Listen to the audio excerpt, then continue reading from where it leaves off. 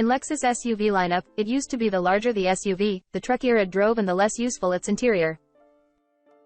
Beyond the midsize, car-based RX crossover, the GX and LX were the only ways to get a third-row seat in a Lexus badge, excepting the RXL, a half-baked three-row RX you'd be forgiven for first learning about here. The RXL's utility as a three-row was equivalent to someone donning a baby carrier, sticking their kid in it, and deeming themselves a two-row SUV. The GX and LX aren't much better suited for school drop-offs or Costco runs. Both body-on-frame, properly four-wheel drive rigs are adapted from global Toyota 4X4S. Hulking though they are, their rugged frames, transfer cases, live rear axles, and big V8 engines leave only meager space inside for, people and stuff. The all-new three-row, mid-size 2024 Lexus TX SUV solves these little bugaboos, finally offering buyers a practical step up from an RX and a Lexus alternative to the Acura MDX and Infiniti QX60. The new 2024 Lexus TX's boxy shell is adapted not from a burly 4x4 but from the car-based Toyota Grand Highlander, and also new this year, much-needed large-scale upgrade from the regular Highlander and its too-tight third-row seat. With no separate frame or hardcore off-roading hardware eating up floor space and a transversely arranged powertrain in its snoot. The Texas has a low floor, rear seats that fold flat to form a consistent load surface from tailgate to the front seats, and plenty of vertical cabin space in all three rows. The driving experience is likewise nothing like those of the GX or LX, even if the handsome styling borrows liberally, and successfully, from the LX's playbook, even with that new-look grille that's sort of not a grille on the nose. Lexus offers the Texas with 3 powertrain options, all of which, it should be noted, can tow up to 5,000 pounds. The expected volume seller is the Lexus Texas 350, which uses a 275 HP turbocharged 2.4-liter i4 and an 8-speed automatic transmission with front, or all-wheel drive. Next up is the Texas 500h F-Sport Performance Hybrid, which combines the same turbo engine with an electric motor between it and a 6-speed automatic transmission. That combo powers the front wheels, though, a second electric motor independently powers the rear axle. Total output for the Texas 500h is a strong 366 horsepower and 406 pound-feet of torque, while fuel economy numbers rise from an estimated 20-21.26 to 27.23 mpg city, highway, combined in the Texas 350s to 28.27 mpg. Finally, lording over the lineup is the Texas 550h Plus, a plug-in hybrid blending a 3.5-liter V6 and 2 electric motors via a planetary continuously variable automatic transmission on the front axle and a third electric motor spinning the rear wheels for a total of 404 horsepower. Its lithium-ion battery also affords it up to 33 miles of EV-only driving range, while overall fuel economy rises to 28.29 mpg city, highway, combined. Each powertrain lends the 2024 Lexus Texas a unique flavor, with the Texas 350s tasting the most conventional. The TX 500h's F-Sport Performance branding lands it on the sporty end of Lexus tuning spectrum, with 22-inch low-profile tires, firmed-up electronically variable dampers, rear-wheel steering, and better bolstered front seats. Lexus also restricts the Texas 500h to a 6-seat configuration with second-row captain's chairs that are optional in the otherwise 7-seat, with a second-row bench, Texas 350 and Texas 550h Plus models. The TX 350 is available in 3 grades, Standard, Premium, and Luxury. The Texas 500h is only available in Premium and Luxury guises, while the Texas 550h Plus only comes in Top Dog Luxury spec. For more on the pricing, visit our deep dive here.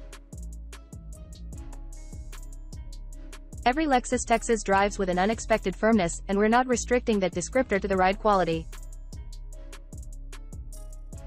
The steering and brake pedal move with a syrupy stiffness that's well matched to the button-down suspension. Now, whether customers expect a 3-row, family-oriented luxury SUV to ride firmly is another thing. On the Texas 350s, which use conventional fixed-rate dampers with no adjustability, the ride is acceptable and well-controlled, nicely balanced between comfort and handling if on the firmer side. The Texas 550h Plus S suspension is also non-adjustable and rides similarly. The Texas 500h F-Sport Performance, however, is almost too firm. Its adaptive dampers also don't manage rebound action as well as the other TX fixed units. Traversing loping bumps in the Texas 500h sends the body skyward, a sensation of float that isn't present in the other, less sporty variants. Meanwhile, you feel bumps more severely in the Texas 500h, despite there not being much of a handling payoff from the suspension's extra stiffness. The Texas 500H owes most of its handling improvements, and there are definite improvements to its 22-inch wheels wrapped in Continental tires, the same tires available with different 22-inch wheels on the Texas 350 and Texas 550H Plus, as well as the rear wheel steering function. If this hardware sounds familiar, it's because the smaller RX 500H F Sport Performance crossover also has it. Here, on the larger TX, the rear steer chops the SUV's turning circle to compact car size, making U-turns or parking maneuvers a snap. In more spirited driving scenarios, it helps swing the TX's butt around corners more eagerly. With 366 horsepower, the Texas 500H can get moving, though it doesn't feel any quicker than, say, the 355 HP Acura MDX Type S, the performance step up for the MDX family. Yet every Texas steers with accuracy and enjoys good brake pedal response with a firm action. Again, the everyday TX 350 feels the most cohesive, even if its 275 HP engine is merely acceptable in a vehicle this size. The better news is that every Texas is notably quiet going down the road. Even on Texas's rough, aggregate-style road surfaces and pressed concrete freeways, tire noise is virtually non-existent.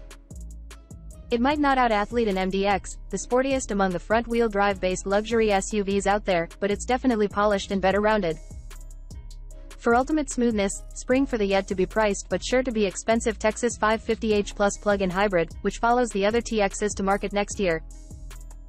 While the four-cylinder TXs, hybrid included, can speak with a gravelly voice when you really press the accelerator hard, the 6 is smooth and croons with more refinement. That's if the V6 is running at all. Remember, the plug-in can go extended periods on electric power alone, at least when set to automatically choose between hybrid or electric-only power. Opt for EV-only mode with a fully charged battery, and you can sail on electrons alone for up to 31 miles before the engine kicks on. Regardless of where the power comes from, it's blended like a smoothie in Toyota's tried-and-true planetary transmission, which works like a differential, taking inputs from the gas V6, a starter generator, and a drive motor and combining them any which way. Opening parenthesis. For example, an EV charge button lets you keep the engine running, which, even while the Texas is moving, can spin that generator and charge the battery, even as the electric drive motor helps your forward progress. The third motor on the rear axle kicks in during low traction situations, for de facto all-wheel drive, and under full throttle for maximum output. Yes, the Texas 550H Plus has 404 horsepower, but it feels about as quick as the 366 horsepower Texas 500H hybrid. That's what the extra mass of the larger battery, a V6, and the rest of that more complex hybrid setup will do to acceleration. But we'd consider buying the plug-in for its buttery overall operation and nice, muted V6 noises, not to mention its decent EV-only range. It's the most Lexus-like of all three Texas variants, but its value will hinge on where Lexus lands on pricing. The priciest Texas 500H F Sport Performance already runs $72,650 sans options, making $80,000 a possibility for the Texas 550H Plus SMSRP. In a happy twist, the 2024 Lexus Texas is quite practical, not always a guarantee in the luxury variants of mainstream SUVs. In this case, the Texas is spun off Toyota's Grand Highlander, the Acura MDX is a Honda Pilot in nicer duds, and the Infiniti QX60 is a Nissan Pathfinder similarly spruced up. Very little of the Toyota's interior utility is papered, or should we say, leathered, over, with storage and thoughtful, and family-oriented touches throughout. Even the third-row seats enjoy padded, stitched leather, or faux leather, on base Texas 350s, armrests and cup holders, phone and tablet slots, USB ports, and overhead air vents. Adults can ride back there comfortably, too, with plenty of head and legroom, provided the second-row occupants don't slide their seats all the way back or recline their backrests to their maximum. We only wish the rearmost cushion height was a little higher off the floor.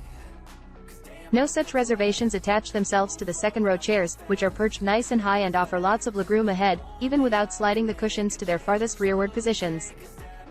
Plenty of adjustments are available, including a manual recline and a single-button press pop and slide function for opening access to the third row through the side doors. On nicer trims, the third-row seats power fold and recline, too.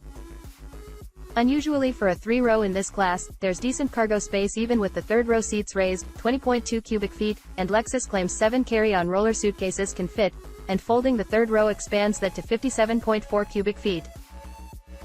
Fold the second-row seats, too, and you get a massive 97 cubic feet of space.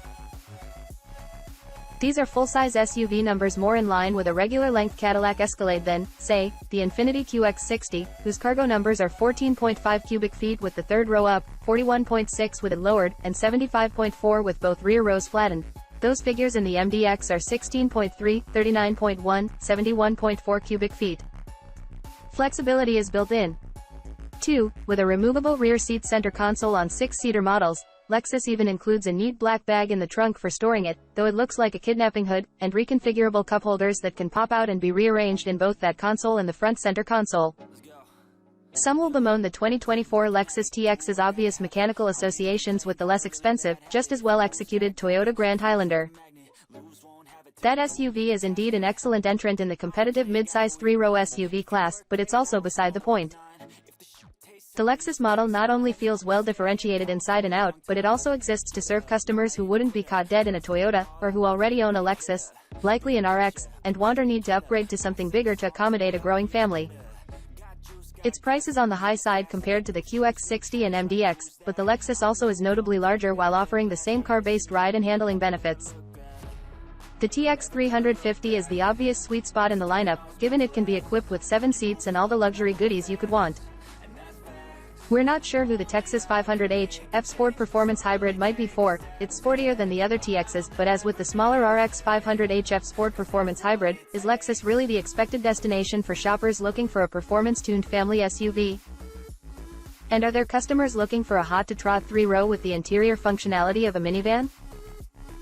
The Texas 550h Plus S lack of sporting pretense pulls it ahead of the TX 500h in our books, as it delivers similar quickness but with the Texas 350's less flinty ride and available 7-seat configuration, plus usable electric-only driving range. Crowded powertrain lineup aside, the TX is the first Lexus SUV you'll want to buy for its third row. Lexus could have cleared that low bar by building virtually anything not based on a truck platform and calling it a day, but instead it turned out a thoughtfully designed, quiet, and roomy hauler blending a luxury badge with mainstream practicality better than anything else in the segment.